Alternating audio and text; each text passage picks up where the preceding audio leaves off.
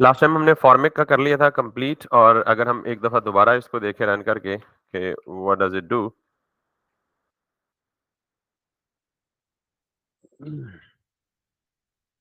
तो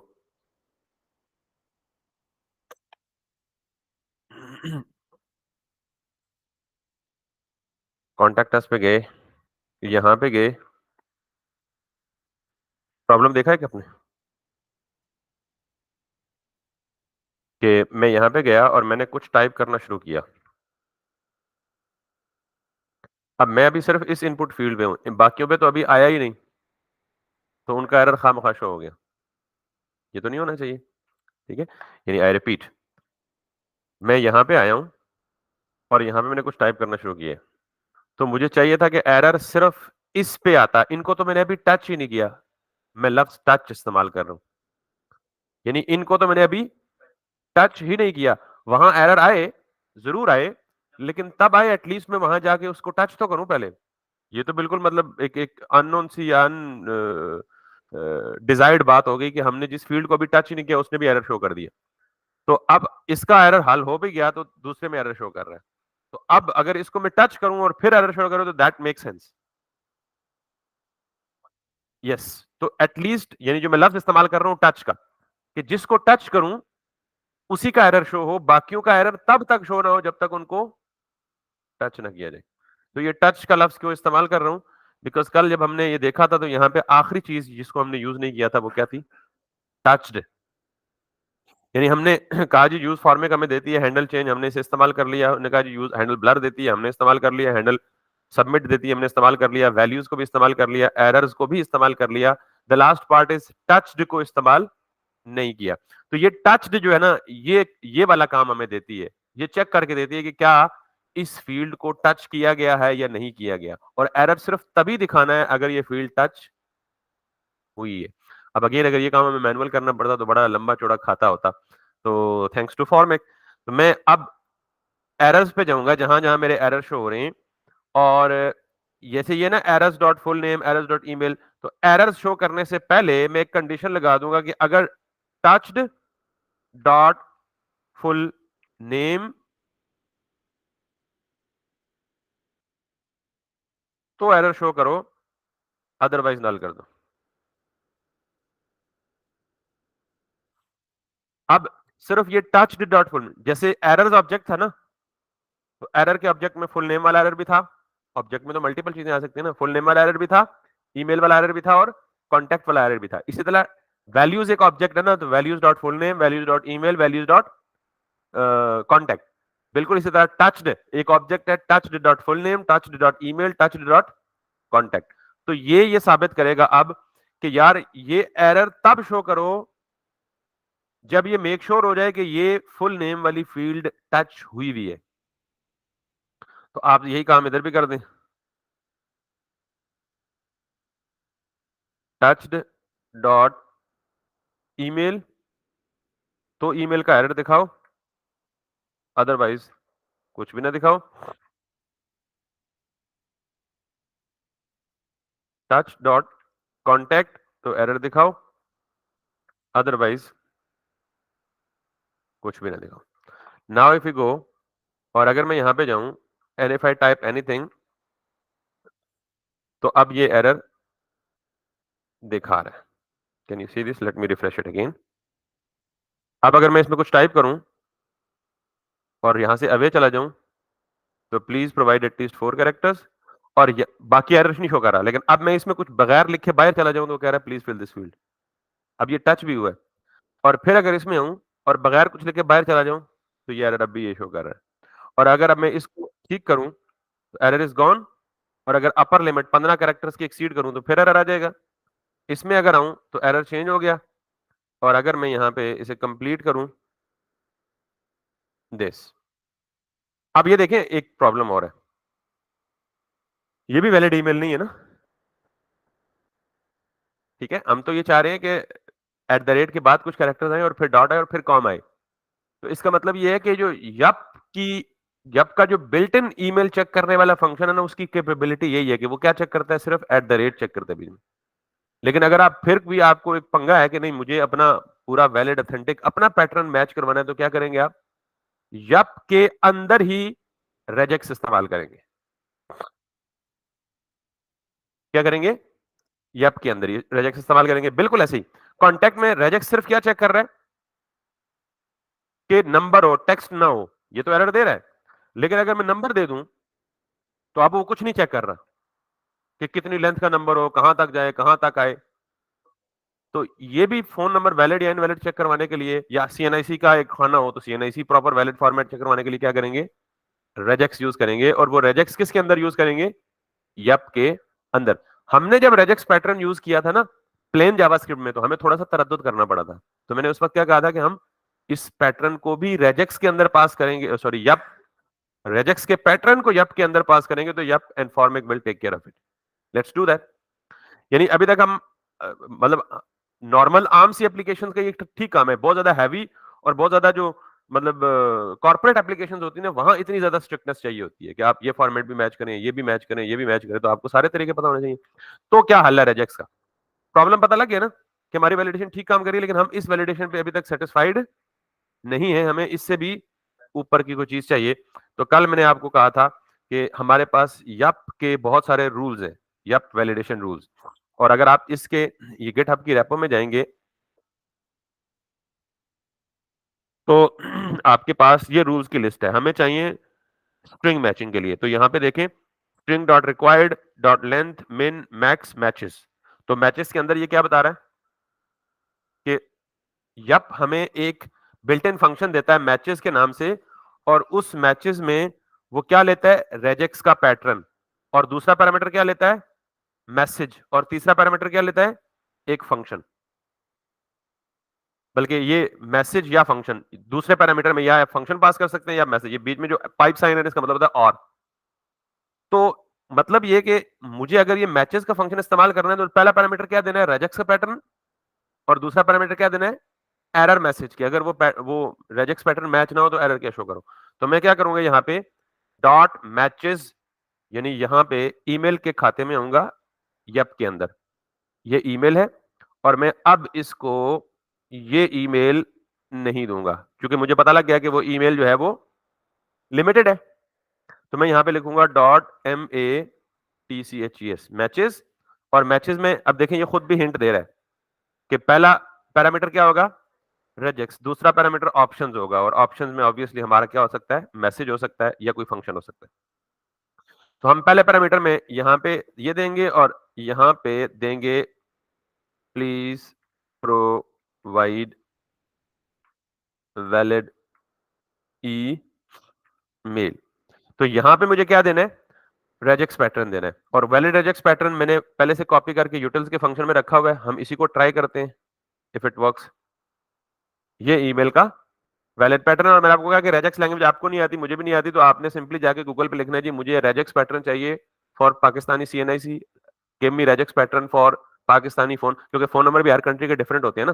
तो आप साथ पाकिस्तानी लिखेंगे ताकि आपको पाकिस्तान का फोन नंबर वैलिडेट करवाना है।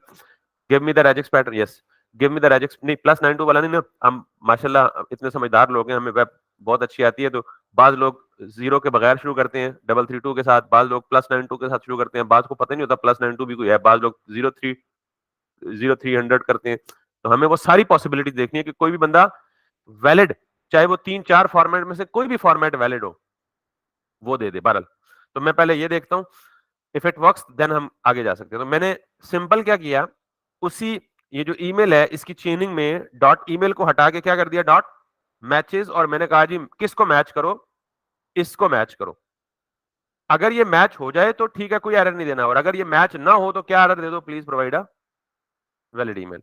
Now if I control S save it, go back and refresh it and try to check it now.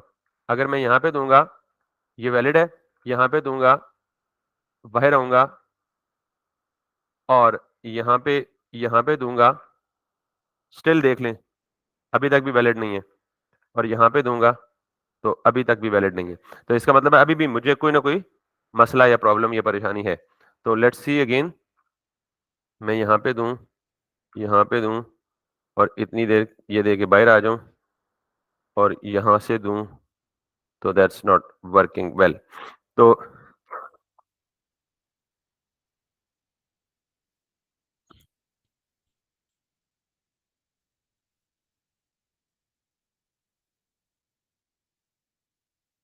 अच्छा, वैसे एक और काम कर लें एहतियातन।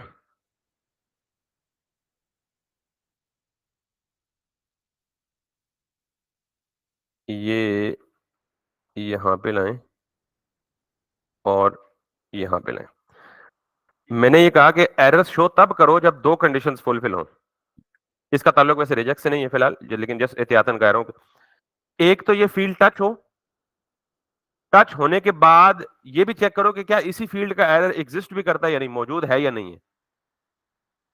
यानी देखिए, टच डॉट फुल नेम का मतलब है फुल नेम टच हुआ है, और एरर्स डॉट फुल नेम का मतलब ये है कि फुल नेम का एरर भी सेट है, यानी एरर भी रेज हो चुका है, तब एरर शो करो, अदरवाइज क्या करो, नल करो।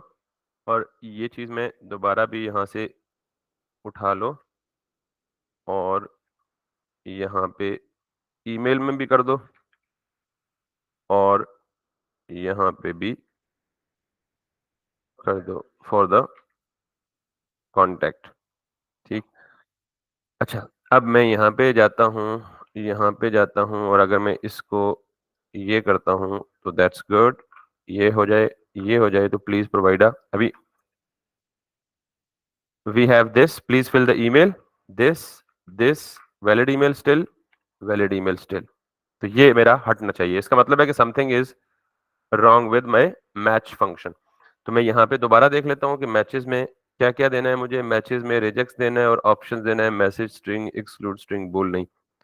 तो इस पे क्लिक करें, तो जिस पर्टिकुलर चीज की ज्यादा गाइडलाइन चाहिए उस पे क्लिक करें तो वो डायरेक्ट उस सेक्शन पे पहुंच जाएगा। ठीक है, तो ये देखें कि ये बता रहा है जी कि स्ट्रिंग डॉट मैचेस, तो इसने रेजेक्स पैटर्न जो है वो कोट्स में नहीं दिया हुआ। हमने गालिबन रेजेक्स पैटर्न जो है वो क्या दिया हुआ है, कोट्स में दिया हुआ है। तो मे बी के we can remove these quotes. ज्यादा स्मार्ट ना बने, वो ये कह रहा है। ठीक है, तो हमने क्या किए हैं, पहले कोट्स लगा दी थी तो we have remove the quotes, maybe that's the only error because this is what मैंने जिस पे क्लिक किया तो उसने मुझे बताया जी कि स्ट्रिंग डॉट मैचेस, और मैचेस में जो रेजेस पैटर्न दिए है उसने सिंगल कोट में या डबल कोट में नहीं रखा हुआ, हमने रखा हुआ था। और आगे उसने वो जो भी ऑप्शंस वगैरह दिए हैं वो, तो अब हमने वापस जाना है और यहाँ जाके दोबारा इसको देखना है। लेट्स सी, यहाँ पे मैं बाहर आ गया तो उसने एरर दिखा दिया, इसको दे दिया, इसने कहा जी वैलिड ईमेल, अब भी वैलिड नहीं है, अब भी वैलिड नहीं है, तो अब वैलिड हो गया। ठीक हो गया। सॉरी, हाँ कोट्स हटाने थे, यानी वो मैचेस का सिंटैक्स जो उसने दिया है ना, उसने कहा तुसी ने बाबे बनो जेड़ा मैं प्रोवाइड किया ना तो वही लगाओ। तो अब अगर मैं ये हटा दूंगा, स्टिल इनवैलिड, हटा दूंगा इनवैलिड, और अगर मैं यहाँ पे @gmail.com करूंगा तो that is going to be valid. अब ये देखते हैं कि ये तो कह रहा है ये वैलिड है, मतलब ये अब कह रहा है यार ये वैलिड है, हालांकि तो ये वैलिड नहीं है। तो हम क्या करेंगे, अब हमारे पास नहीं पता कि पाकिस्तानी फोन नंबर का वैलिड रिजेक्स क्या है, हमें रिजेक्स लैंग्वेज तो नहीं आती ना। तो आप यहाँ पे कहें जी कि रिजेक्स फॉर पाकिस्तानी फोन नंबर। तो यहाँ पे देखें, स्टैक ओवरफ्लो, मैंने कहा आपको इसका ग्रीन फ्लैग देख लिया करें, ट्रस्ट वर्दीनेस के लिए काफी होता है, या जिसके ज्यादा अपवोट्स हों, 31 अपवोट्स हैं। तो वो ये कह रहे हैं कि यहाँ पे पूरी की पूरी कहानी बताएगा कि N improved regex can be found here, और वो ये है बेसिकली। ठीक है, आप सारे रेजेक्स चेक कर लें, ये देखें ये पाकिस्तानी कोड भी चेक कर रहे हैं, देख लें। अगर कोई बंदा +92 के साथ स्टार्ट करेगा दिस इज एक्सेप्टेबल, अगर कोई बंदा 0092 के साथ करेगा वो भी एक्सेप्टेबल है, और उसके बाद ये सारी रॉकेट साइंस उसने जो भी कहानियां हुई है, मतलब यहां से आप इसे उठाएं। और अगर आप ज्यादा, अच्छा ये कह रहा है जी कि according to FWD82 above regex validates these as well which aren't valid numbers, यानी ये इन इनको भी करता है, वैलिड कंसिडर करता है, इसको, इसको, इसको, इसको, इसको। तो हम ये देखते हैं जी कि इसने यहाँ पे क्या डिफाइन किया हुआ है। अब ये देख रहे हैं, ये इसने पूरा ब्रेक डाउन करके बताया हुआ कि इसका मतलब क्या है, ये किस किस को एक्सेप्ट करेगा। ये देख रहे हैं, 92 allows 92 and it is optional. ये देख रहे हैं 92, यानी स्टार्ट में 92 अलाउ करेगा, लेकिन ये क्या है, ऑप्शनल है, ये बंदा छोड़ भी सकता है। दूसरा, +92 अलाउज +92 एंड इज ऑप्शनल, यानी ये +92 किसको कर रहा है, ठीक है, फिर ये सारा ब्रेकडाउन उसने बताया हुआ है। तो ये कह रहा है कि अबव रेजेक्स विल वैलिडेट, यानी ये जो रेजेक्स आप ये अगर लिखेंगे तो ये किस किस नंबर को वैलिड करार देगा, ये भी उसने बताया हुआ है कि इस फॉर्मेट में कोई नंबर होगा तो वो भी वैलिड कंसिडर होगा, इस फॉर्मेट में होगा तो वो भी वैलिड कंसिडर होगा, इस फॉर्मेट में होगा तो वो भी वैलिड कंसिडर होगा, इस फॉर्मेट में होगा तो वो भी वैलिड कंसिडर होगा, और इस फॉर्मेट में होगा तो भी वैलिड कंसिडर होगा। और कह रहा है कि किसको वैलिडेट नहीं करेगा, डजंट वैलिडेट, इन सारे को और इसके अलावा कुछ भी होगा तो वैलिडेट नहीं करेगा। अगर ये रेजेक्स पैटर्न आपकी जरूरत पूरी करता है दैट्स वेल एंड गुड, और अगर ये पूरी नहीं करता तो फिर आप इसी तरह गूगल पे इंटरनेट पे गूगल करेंगे तो कोई और रेजेक्स पैटर्न आपको दे देगा, और वो भी इसी तरह सारे रूल्स बताएगा कि ये जो मैंने रूल दिया है ये किस किस को वैलिडेट कर रहा है या किस किस को वैलिडेट नहीं कर रहा। सो मैं इसको यहां से कॉपी करता हूं फिलहाल के लिए, और यहाँ पे नंबर्स में जाके पॉजिटिव इंटीजर ये सारा कुछ मैं अब हटा देता हूं, जरूरत है तो आप लगा दें। तो मैं यहाँ पे सिंपली क्या करूंगा, MATCHES मैचेस, और इस मैचेस में अगेन दो पैरामीटर्स है, पहला पैरामीटर में रेजेक्स दूंगा और दूसरा पैरामीटर में दूंगा कोई ना कोई मैसेज। ठीक है, अब अगेन एक बात याद रखिएगा, क्योंकि नॉर्मली आप बिगिनर हैं तो आपको ये चीजें कंफ्यूज करेंगी, आप कहेंगे यार ये क्यों एरर दे रहा है, ऊपर वाले तो कोई एरर नहीं दिया। तो नॉर्मली रिजेक्ट्स का स्टार्ट और एंड जो है ना ये फॉरवर्ड स्लैश से रिप्रेजेंट होता है। समझ आ गई बात? अगर आप रेजेक्ट्स पैटर्न पेस्ट करें और वो एरर दे और सिंगल कोट भी एक्सेप्ट ना करे तो सिंपली क्या कर लें, स्टार्ट में फॉरवर्ड स्लैश डाल दें और एंड पे भी क्या डाल दें, मे बी फॉरवर्ड स्लैश डाल दें, या इनफैक्ट एंड पे फॉरवर्ड स्लैश ये ऑलरेडी हुई भी है। ये जीएम का क्या मतलब है ये यहां से देख लें, आई डोंट नो क्या मतलब है जीएम का, इसकी एक्सप्लेनेशन ने इसने कहीं कहीं जीएम दिया होगा। ठीक हो गया। बहरहाल for now let's check it कि हमारे किन किन नंबर्स को वैलिडेट करता है। मैंने अगेन कहा है कि क्योंकि रिजेक्ट्स मुझे नहीं, अच्छा number matches is not defined, तो ये जो मैचेस है ये नंबर पे नहीं चलता, ये किस पे चलता है, स्ट्रिंग पे चलता है, क्योंकि इस फोन नंबर में प्लस भी आने का खतरा है तो plus is not a number, that's why it should be a string. तो चले अच्छा हुआ, गलतियां जो मेरे से हो रही हैं वो आपको ना हो, क्योंकि मैं तो उन गलतियों को बर्दाश्त कर लूंगा और मुझे पता भी लग जाएगा क्यों है। आपको अगर ये गलतियां आ गई जो मुझे ना आई तो फिर आप सोचते रहेंगे यार ये क्या हुआ। तो लेट्स सी, अब मैं यहाँ पे जाता हूँ, वापस यहाँ पे जाता हूँ, अवे जाता हूँ, उसने कहा जी ये इनवैलिड है, मैंने कहा जी ठीक है इसको वैलिड कर देते हैं अभी भी, और ये वैलिड आ गया जी, ठीक है। अब मैं यहाँ पे जाता हूँ और मैं ये कहता हूँ जी कि ये कह रहा है जी कि contact number must match the following, ये इसका मतलब है कि ये हमारा दिया हुआ मैसेज यहाँ कुछ भी नहीं है, तो वो कौन सा मैसेज दे रहा है, अपना डिफॉल्ट मैसेज दे रहा है, तो मैं यहाँ पे क्या दूंगा, अपना मैसेज दूंगा, ठीक है। Please provide the valid phone, और अगर यूजर को बताना चाहते हैं, नॉलेज देना चाहते हैं कि वैलिड फॉर्मेट कौन सा है, तो आप यहाँ हिंट लिख दें। मसलन अक्सर हिंट लिखा होता है जी +92, फिर ये लिखा होता है XXX, फिर 7 डिजिट्स होते हैं ना, 2 3 4 5 6 7, तो ये हिंट लिख दें जी कि इस तरह का नंबर आप एंटर करेंगे, या इनफैक्ट इस तरह का नंबर एंटर करेंगे तो 7 और 4 11 टोटल डिजिट्स होते हैं अदर देन द कोड, तो दिस इज एक्सेप्टेबल, अक्सर ये लिखा होता है पैटर्न आपका, ठीक है। So now if I go back and if I come back और मैं यहाँ पे लिखूं, तो यहाँ पे आऊं तो वो कह रहे जी please provide the valid phone number, समझ आ गई बात। और अगर मैं यहाँ पे ये लिखूं तो स्टिल वही एरर दे रहा है, लेकिन अगर मैं लिखूं +92,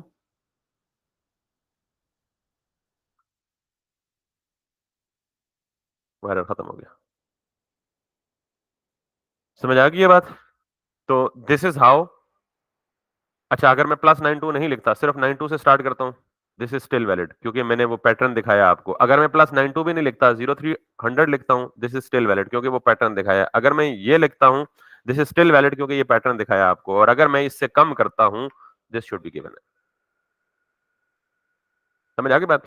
तो यूं आपको मैंने दो मिसालें दी हैं, ईमेल का पैटर्न और आप सीएनआईसी का पैटर्न, सोशल सिक्योरिटी का पैटर्न, दुनिया की कोई भी स्ट्रिंग पैटर्न की मैचिंग करवाना चाहते हैं तो आप करवा सकते हैं, बिल्कुल ऐसे ही जैसे यहां पे लिखेंगे रेजेक्स फॉर पाकिस्तानी सीएनआईसी, तो ये देख रहे हैं, ये देख रहे हैं, ये बता भी रहा है कि ये एक्सप्रेशन है भाई, और ये किसको मैच करेगा, इस पैटर्न को या इस पैटर्न को, सिर्फ, सॉरी, इसको मैच नहीं करेगा, सिर्फ डैशेस वाले सीएनएसी को मैच करेगा, कि जिस सीएनएसी में ये डैशेस भी आएंगी। तो ये देखें, ये कह रहा है मैचेस, यानी ये वाला मैच हो जाएगा, नॉन मैचेस ये वाला नहीं मैच होगा। किसके साथ, इसके साथ। यूज कैसे करना है बता दिया आपको, कस्टम कैसे यूज करना है वो भी बता दिया था, क्योंकि वो मुश्किल हो रहा था हमारे लिए। तो यप के अंदर रेजेक्स की मैचिंग कैसे करनी है वो भी हमने बता दिया। तो इसके बाद आप जो भी पैटर्न मैचिंग करेंगे ना, तो ये पूरे रूल्स डिफाइन है यहाँ पे यप की वैलिडेशन रूल्स में। और सिर्फ ये यप ही नहीं है, इस तरह के और बहुत सारे स्कीमा बेस्ड वैलिडेशन लाइब्रेरीज हैं, जैसे जॉड है, एक और फेमस है, और बहुत सारी है।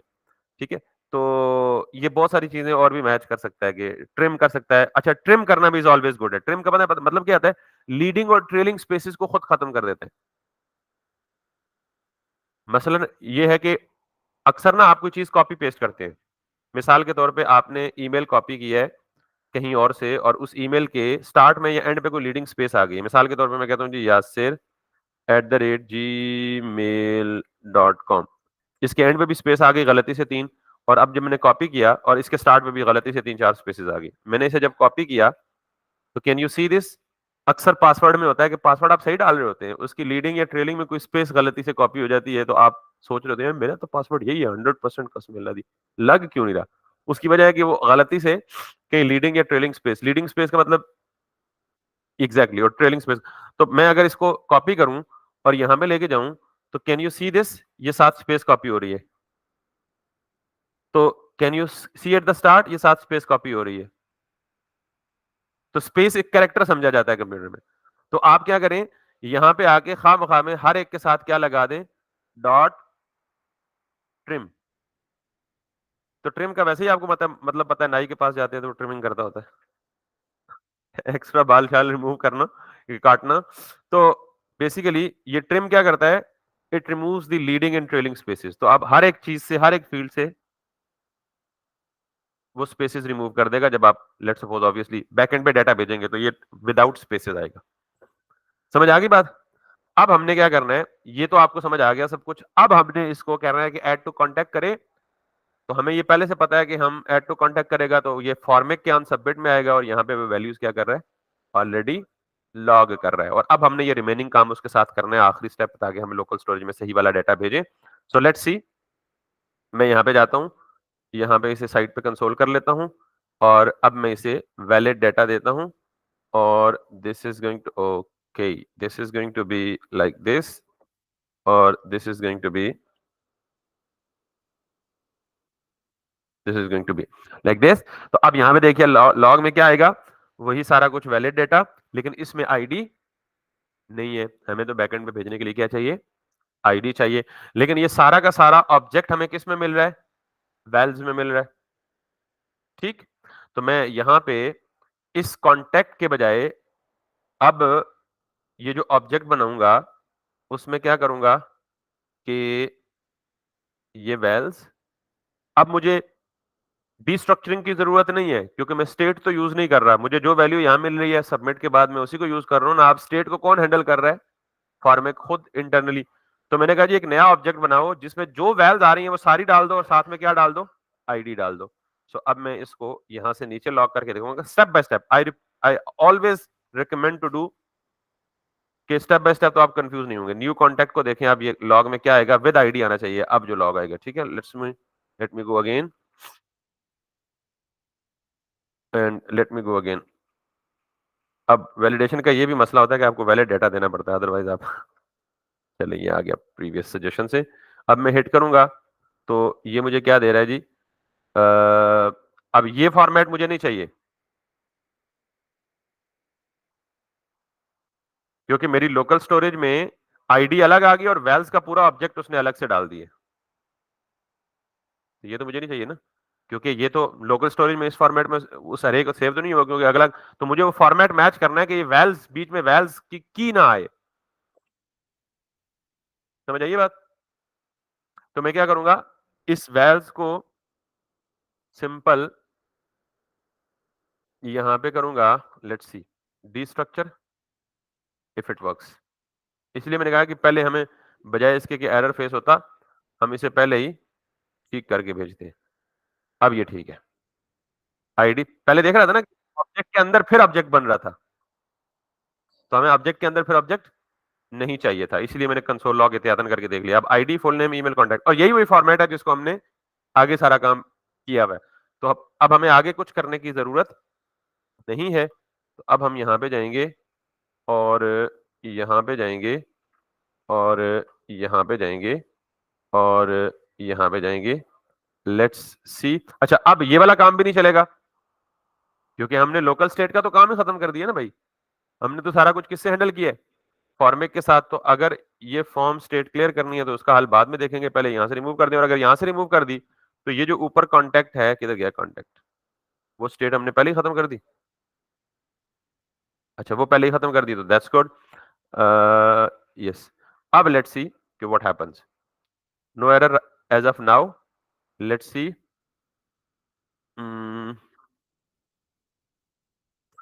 और यहाँ पे ये वाला नंबर डाल दें और यहाँ पे कॉन्टैक्ट हैज बीन सेव्ड, और वो सेव्ड यहाँ पे रिफ्लेक्ट नहीं हुआ, ये आ गया, रिफ्लेक्ट हो गया बोल के। क्लियर है जी? तो अब everything is working.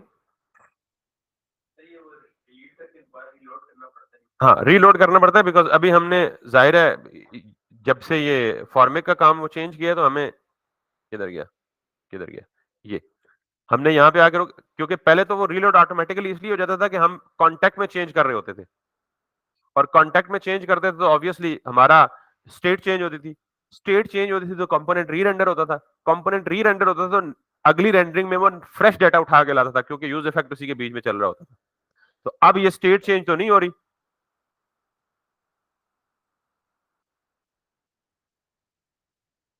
In fact state तो चेंज हो रही है। कॉन्टेक्स्ट डॉट पुश, नहीं, ये स्टेट चेंज नहीं हो रही ना। स्टेट चेंज कब होती है, जब हम सेट कॉन्टैक्ट इस्तेमाल करते हैं। ये हमने सेट कॉन्टैक्ट तो यहाँ कहीं नहीं इस्तेमाल किया। तो पहले तो हम यहाँ ये कर रहे थे, सेट कॉन्टैक्ट। तो सेट कॉन्टैक्ट इस्तेमाल कर रहे थे तो ये क्या हो रहा था, बेसिकली स्टेट चेंज हो रही थी। स्टेट चेंज हो रही थी तो पूरा कंपोनेंट क्या हो रहा था, री रेंडर हो रहा था। दैट्स वाई वो फ्रेश डाटा लेके आ रहा था।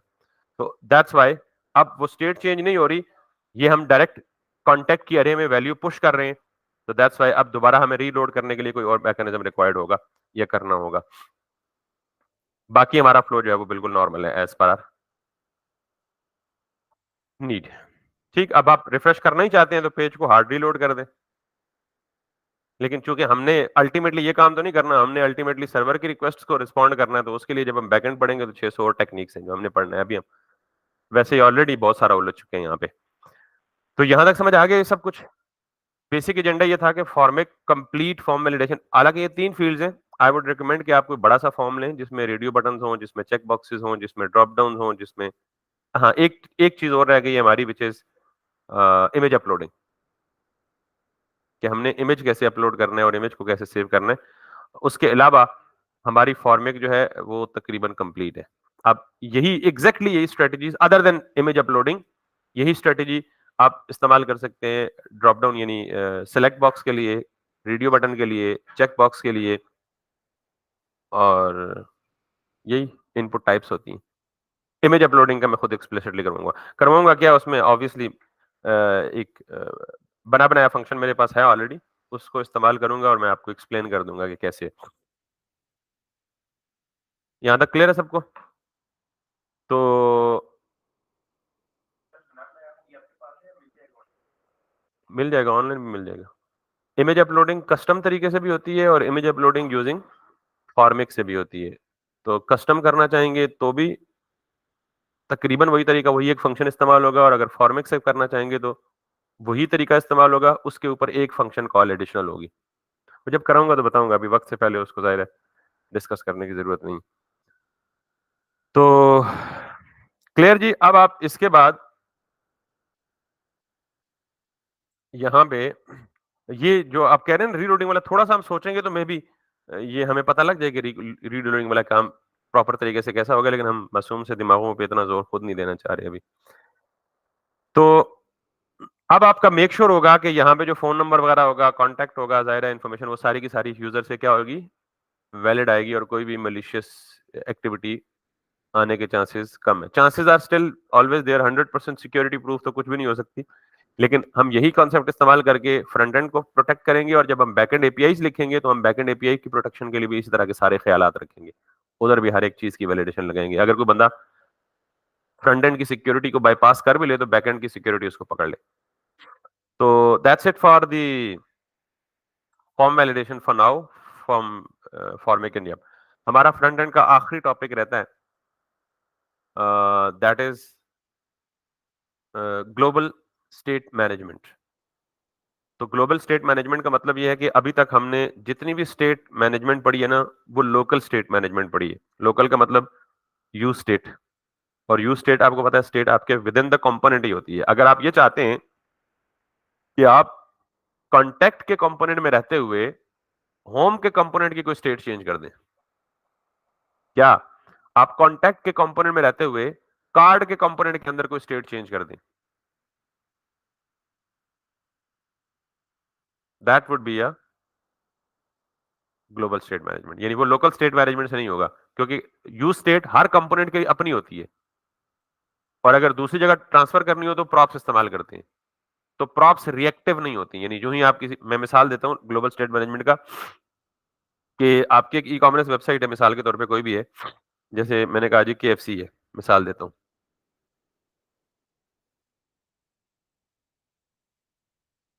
तो आप अज्यूम करें कि मैं यहां से ना एक प्रोडक्ट को क्लिक करता हूं और इसे मैं करता हूं जी ऐड टू कार्ट, और इसे करता हूं जी डिलीवरी। देखिए इन्होंने भी हमारे वाला काम ही किया हुआ है एरर और सक्सेस मैसेज दिखाने के लिए, ठीक है। और यार अभी डिलीवरी नहीं करवानी यार, टेस्टिंग के लिए कार्ट में ऐड कर रहा हूँ, क्या कर रहे हो यार, खुदा के लम्बी लगा दी है तुमने। मैं ऐड टू बकेट, ये ऐड टू बकेट नहीं करने दे रहा, कह रहा है जब तक आप लोकेशन वगैरह सारा कुछ मुझे नहीं देंगे। कोई और देख लेते हैं, हम देख लेते हैं जी दराज को देख लेते हैं, या कोई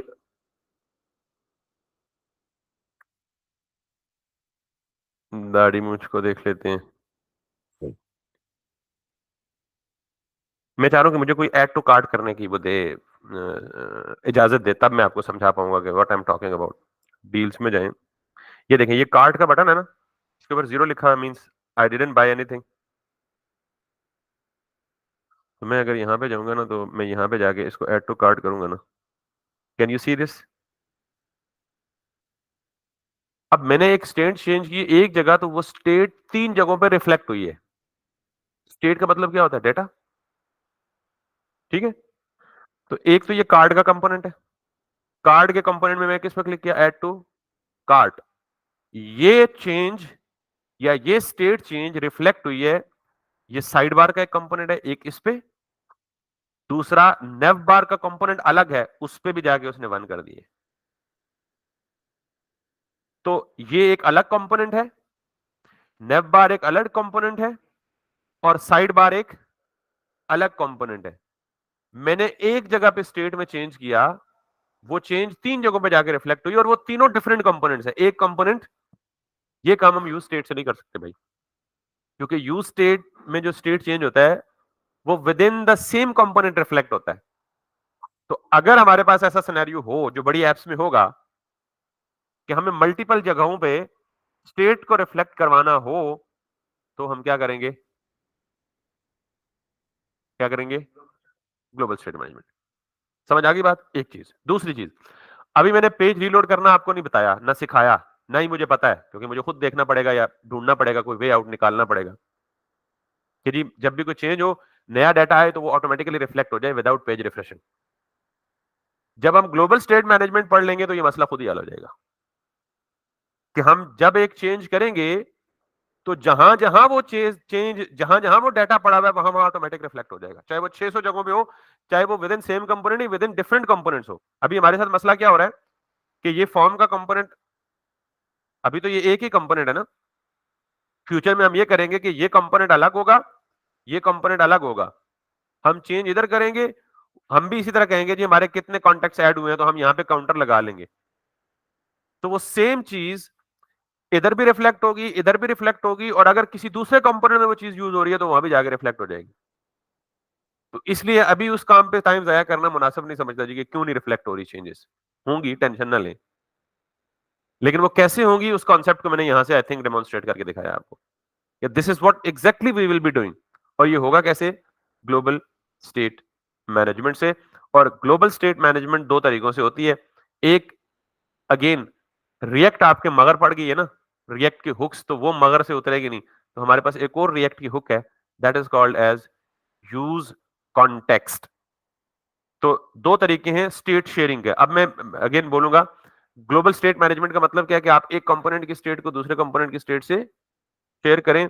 तो उसका तरीके दो हैं, एक है यूज कॉन्टेक्स्ट, और दूसरा है हम एक थर्ड पार्टी लाइब्रेरी इस्तेमाल करते हैं जो बहुत ज्यादा एक्सटेंसिवली यूज होती है प्रोडक्शन कॉर्पोरेट एप्लीकेशन में, बड़ी एप्लीकेशन में, दैट इज कॉल्ड रीडक्स। तो हम रीडक्स का इस्तेमाल करेंगे, लेकिन उससे पहले मैं कोशिश करूंगा कि पहले आपको यूज कॉन्टेक्स्ट की हुक से वही काम करवा दूं कि हमने डाटा शेयरिंग करनी है अक्रॉस द डिफरेंट कंपोनेंट्स।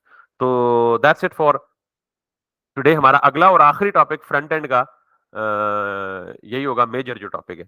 बाकी एपीआई कॉल्स कैसे होती है, डाटा कैसे फेच करने में भी कल हम थोड़ा सा ये काम कर लें कि सर्वर से डाटा कैसे फेच करते हैं। अभी तक हम डाटा कहाँ से फेच कर रहे हैं? खुद ही डाटा क्रिएट करके लोकल स्टोरेज में डाल रहे हैं, और लोकल, ये लोकल स्टोरेज तो सिर्फ मेरे ब्राउजर में अवेलेबल है। आप अगर मेरी एप्लीकेशन को एक्सेस करेंगे तो मेरे ब्राउजर का डाटा आपके पास नहीं जाएगा ना। तो हम ये डाटा एक्चुअली कहाँ सेव करते हैं? किसी सर्वर पे। तो अभी हमने अपना सर्वर नहीं बनाया, तो हम अपने सर्वर पे डाटा भेज नहीं सकते, लेकिन किसी के सर्वर पे जो ऑलरेडी डाटा पड़ा हुआ है हम उसे फेच करके अपनी एप्लीकेशन में दिखा जरूर सकते हैं। And that's what I will be trying to do in the next lecture. और उसके बाद हम ग्लोबल स्टेट मैनेजमेंट प्रोबेबली कल जुमेरात है ना। ओ, ओके।